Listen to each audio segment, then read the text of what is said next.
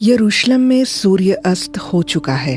तनाव अपने चरम पर है, साजिश पूरी हो चुकी है और इसी समय यीशु मसीह अपने चेलों के साथ एक कमरे में बैठा है। बाहर उसके दुश्मन उसका इंतजार कर रहे हैं, लेकिन असली टकराव अब इस कमरे के भीतर होने वाला है। पद 3 में यूहन्ना हमें एक महत्वपूर्ण बात बताता है। वह कहता है, यीशु मसीह जानता था कि पिता ने सब कुछ उसके हाथ में दे दिया है। वह जानता था वह परमेश्वर से आया है और परमेश्वर के पास लौटने वाला है, और वह यह भी जानता था कि चंद घंटों में कौन उसे धोखा देने वाला है। मतलब यीशु मसीह को अपने अधिकार और पहचान पर कोई संदेह नहीं था, और ठीक इसी ज्ञान के साथ वह उठता है। वह अपना बाहरी वस्त्र उतारता है, कमर में अंगोछा बांधता है और पानी लेकर चेलों के पांव धोने लगता है।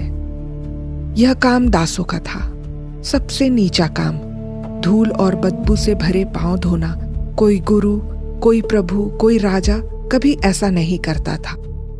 लेकिन यहाँ प्रभु झुक रहा है, राजा दास बन रहा है, और वह भी पूरी जागरूकता के साथ कि पिता ने सब कुछ उसके हाथ में दे दिया है।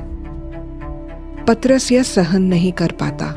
वह कहता है, तू मेरे पांव कभी ना धोने पाएगा। लेकिन यीशु मसीह कहता है, यदि मैं तुझे न धोऊं तो मेरे साथ तेरा कुछ भी साझा नहीं। पांव धोना केवल सेवा का उदाहरण नहीं है, यह एक घोषणा है कि परमेश्वर के राज्य में भागीदारी उसी की है जो इस उल्टी सत्ता को स्वीकार करे। और फिर वह उस व्यक्ति के सामने पहुंचता है जो उसे धोखा देने वाला है। वह जानता है यही यहूदा है जो उसे पकड़वाने वाला है, फिर भी वह उसके पांव धोता है।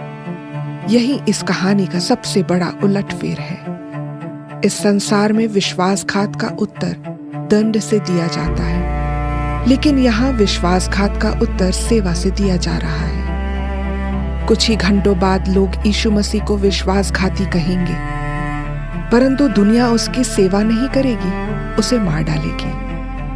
यही सबसे बड़ा प्रश्न खड़ा होता है। यीशु मसीह ने तो अपने विश्वासघाती के पांव धोए, क्या दुनिया उसके पांव धोएगी? नहीं।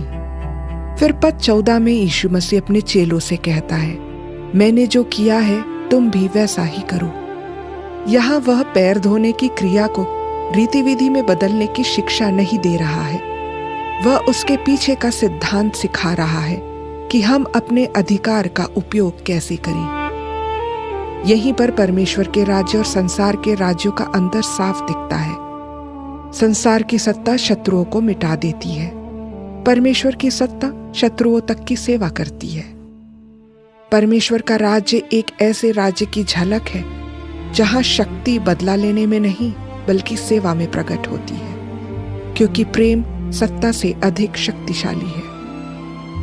क्या आज की कलीसिया में ऐसा खतरनाक प्रेम करने का साहस है? यही आज का संदेश है।